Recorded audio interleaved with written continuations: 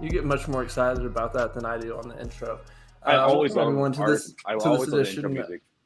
of Charity Intro Stripe music's very Commentary, important. part of the Hoop Social Podcast Network. I'm your host for this little live mini surprise pod, Trey Hill, and I'm joined by co-host Marcus Wilson. Really, what it boils down to is there was a tweet about the Pelicans also being interested in Portland's pick, and we just started talking about the different things Portland could get for it, and we decided to jump on a live. So why not, Marcus? How are you doing tonight, sir? Just right now, like an hour and a half before tip off for your Miami Heat. My Instagram picture is Pepe the Frog with a Miami Heat jersey on, and he's just sitting down. So take that as your reference. Trey, I'm kind of hurt. You cut off my monologue about the intro. It was a damn good monologue. It's all right. I'll Well, get over it. I try and do the intro the same every time because I am an uncomfortable host. So I get it in my head and I just have to spit it out. I'm like a robot, man. Once I get going, I gotta finish. We need Sean back. I But do I'm but not I'm disagree. but I'm happy to be here. I'm happy to be here talking with you. And listen, Portland's moving a pick. They're not moving what they're supposed to be moving, but I guess it's something. So something's good news for them, right? Right? I mean, maybe they're moving their pick. I guess we don't know. But let's assume right now that Portland is out looking around. They're taking their options in, and we saw a tweet. I think it was like Legion Hoops, who's not reputable whatsoever, I'm sure. But it's fun to speculate either way that the Pelicans are also interested because they would like to have Scoot Henderson. So, assuming the Pelicans are interested, they've got quite a few options. Jaylen Brown, after his flame out in the playoffs with his inability to dribble, seems like he more than likely isn't on the trade block, but I'm throwing him in here anyway. Mikal Bridges, you've got the Toronto bigs and Siakam and OG. Bradley Beal has a no trade clause that he could say, hey, I just want to go to Portland and kind of force his way there. And there's lots of other teams that would love to have the number 3 pick. So if you were Portland, who is the first team you're calling to try and nab the number 1 option for you? Wow. Okay. I want to start this off with a caveat. If I was Portland, I wouldn't be worried about the number 3 pick. I'd be worried about moving Damian Lillard. I just want to start it off with that first and foremost before I say anything. Now, do But you in say the that as an unbiased fan, or do you say that because Dame basically said, I want to go play in Miami? I'm not even considering this from a Miami standpoint. I'm saying this from an unbiased standpoint. Just because Dame is available, just because Dame wants to come here, doesn't mean I think that another over the hill superstar who can get good numbers, but hasn't really shown to be a known quantity in the playoffs. In the relative future, I don't know if I would want to send all the money at that, considering that I have a I have a youth movement in my team. I have a lot of pieces that I can move to get something potentially bigger or more lucrative free agent. But I would say that moving Dame can get you a lot, but we're not here to talk about that. Looking at the teams that you just brought up, I would say that New Orleans probably has the most to give. Like, if I was going to go, if I personally was there, I would probably try to see what I could do for Brandon Ingram. Probably see if I can get Alvarado in there as well. I don't know, maybe a first or second, maybe a first. I don't know. I think there's options, but I think that having Brandon Ingram is good enough for you to put with Damian Lillard to get into the playoffs. And if it's not, I feel like Brandon Ingram is a player that's good enough to make you watchable. But if you don't have the support around him, he also is good enough to know that you're also going to get a lottery pick. But we're also counting out that I think Anthony Simons can also benefit from playing alongside Brandon Ingram in a pick and roll. Now, I have this up ranking Ingram, Brown, Bridges, Siakam, OG. But assuming these guys are all available, Ingram is the one I would be targeting first also. I like his size to go alongside Grant. Nurkic, when he's there, he can be the big who can sit whenever they want to go small. Ingram, he's not quite big enough to play center, but he could be a good size 4 like Michael Porter Jr. is right now for the For sure. After that, I think I'd have Bridges next. As much as I like Brown, Bridges is taller, he's longer, he's better at defense. And if you're not trading Simons away, which I guess if you probably have to trade Simons if you're getting a star like this, But even if Simons is gone, Lillard has the ball so much that I just like Bridges more with his defensive ability. So I think I've got Bridges as the second call I'm making after Ingram. What about you? I want to ask you a question before I get into that. Would you agree with trading away Anthony Simons just to appease Damian Lillard at this point? I mean, I would shop the stuff to see what's out there, but if I'm Portland, I'm probably looking to trade Dame. But I would have traded Dame 3 years ago. Right, like So- trading Dame. Trading Dame is something like we just keep delaying the end of like this question. Like, not to sound crass, but this whole conversation we're having is redundant because we're out here talking about a player who shouldn't even be on this roster anymore, who actually should be in LA. But that's neither here nor there. Well, for second, go ahead and do your second.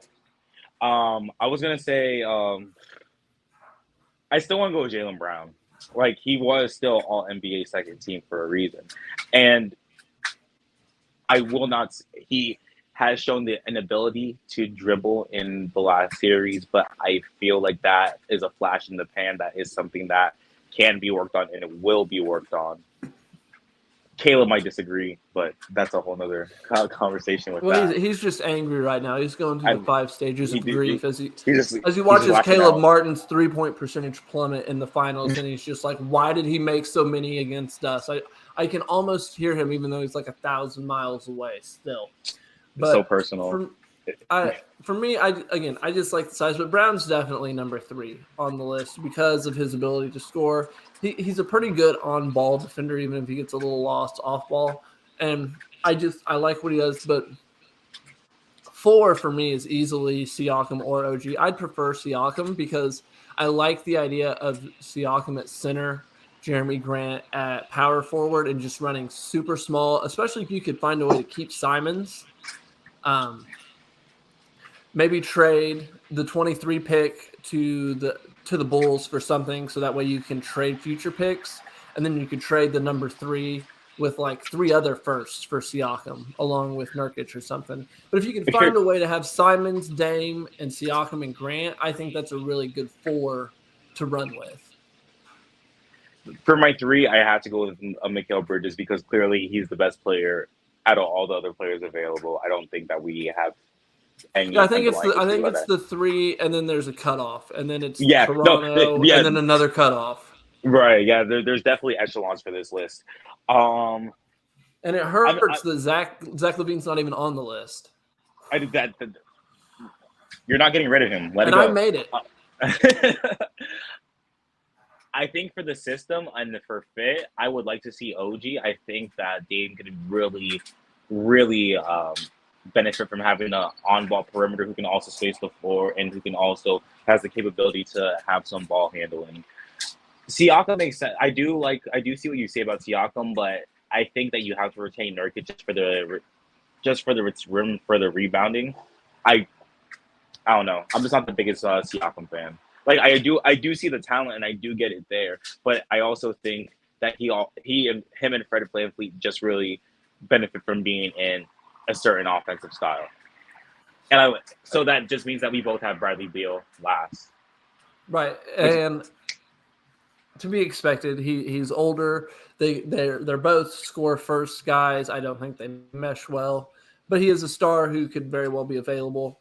And we saw in the playoffs, if you have to have 2 guys who are capable of handling the ball, scoring, and getting other guys involved. And Bill would meet those requirements. Like, come playoff time, those 2 would be a handful. It's super funny that we brought up Bradley Beal because, ironically, he also should have been traded 3 years ago. Okay, so let's assume Portland hears all the offers and they don't like him, and like you want, they decide they are going to trade Dame. For me, I think he's going to play in Miami next year. After he came out and he name dropped Miami and Bam specifically so hard, I think Miami's going to come up short in this finals without Tyler Hero in it at all. And Dame's going to just ask Portland, "Hey, I want to go to Miami," and they're going to work something out with Tyler Hero and a bunch of other stuff heading towards Portland.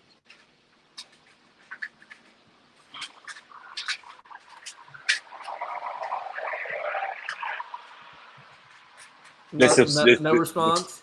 This displeases me, Trey. But you also know how I feel. It I'm also displeases very you? yes. Why? I know that my team personally has a history of going for the aging disgruntled superstar. That's our thing. That has definitely always been our thing, right? But we have had our most success when we've had in-house money. Granted, I will take Jimmy as an anomaly, but everything else that we've had, it's always been when we hungry Dwayne Wade, right? Was able to get Shaq. Dwayne Wade was so transcendent that he was able to recruit LeBron and Chris Bosh. Then from there we had our shitty years with when we See, had Rodney McGruder. Bam is just your D Wade recruiting LeBron and Bosh. He's just recruiting Jimmy and now Lillard. And like I don't know the contract situations for the Heat, but I know a couple of the guys are going to get a lot more expensive, and with the way the CBA works, For sure, it's a lot harder. It's and a lot honestly, of for me, it's definitely gonna be a lot of money to take on though. So at that point, before the playoffs started, you were ready to be out on the Jimmy Butler experience. You were ready to rebuild, and even if you feel that way still, that's not how the Miami Heat are going to feel, and it's going to be the Jimmy Butler show with Bam for the next couple years. That's just the reality of the Miami Heat. How do you feel about Dame fitting in as Jimmy? Okay, Jimmy's probably got 2 or 3 years left to really give it a go. Dame's probably also got 2 or 3 years to really give it a go. Does it make you feel more comfortable with it, with the timelines lining up, so you can give this a 2-3 year run and then just reset around Bam's like prime / post prime? I mean, it's hard not to go all in at this point when you have this like when you're riding the hot hand. You want to continue the momentum. I'm just cautious with Damian Lillard when it comes to players just getting a little bit old, because let's call a spade. We have gone on an incredible playoff run, granted, but look at the dogfight it took for us to even get into the playoffs. That we lost to Atlanta. Yeah, and you were down to the Bulls. Part of me thinks like Lillard would help raise the floor. Like so for me, the Miami Heat are built to succeed in the playoffs, and Tyler Hero and Duncan Robinson and those 3-point sharpshooters are what's built for that to win in the regular season. And they just didn't carry their weight in the regular season. And as much as we love playoff Jimmy is a thing because he's so fresh, because he doesn't play this way in the regular season. Right. He knows what it takes. Like, he might not have a ring, but he knows what it takes to win a ring. Like, he understands playoff basketball and how you maximize yourself in it. So for me, I would hate to see them continue, like, keep Hero and keep this team around. And like, what if they don't make the playoffs next year? I'd much rather them trade for Dame, make the playoffs the next couple years, and then just Pat Riley do his thing where he snaps his fingers, and then somehow you guys are just a contender again with a brand new group of guys. Right, and to be fair, like, we do have a dire need of a point guard, and Damian Lillard would definitely relieve that fit. Like, Jalen Green is going to look great in a Miami Heat uniform after James Harden comes in and just gets like pushes for him to like drives him crazy and drives him out of town. Don't give me hope. You're gonna trade Jimmy Butler to Houston in a couple years for a disgruntled Jalen Green as Houston tries to make a run with an aging James Harden. It's gonna happen. And that's what Pat Riley does, man. He just continues to stack things. It's what the Miami Heat do. And they've done it, again, to get into the NBA Finals. And I want to have a little finals talk. I know it's not going great for you. But not at all. What this shows is that the NBA, all of the teams they're all like, there's a lot of great teams, and it's all about matchups. It's like boxing back when it was in its prime. You had 8 great boxers, and who fought who, depending style versus style, that's who was going to win. Right. It's really nice to see, even though there is a drop off in quality of teams, that that at least there are 10 teams in each conference that are competitive enough that can give any other team a run for their money at any given night. So I think basketball is in a really good place. I think that this is a really great transition from the whole super team area. It's a lot more balanced. It's a lot more competitive. I think that fans are a lot more interactive post COVID as well. So I'm actually quite happy to be here because, as you said, I didn't expect to get this far. So no matter what, I might have my feelings or I might have my, opinions on what I think my team.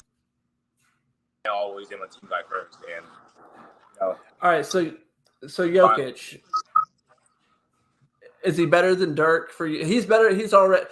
People are saying if he wins a ring, he's better than Dirk. Even if the Heat come back and win, I still think he's better than Dirk.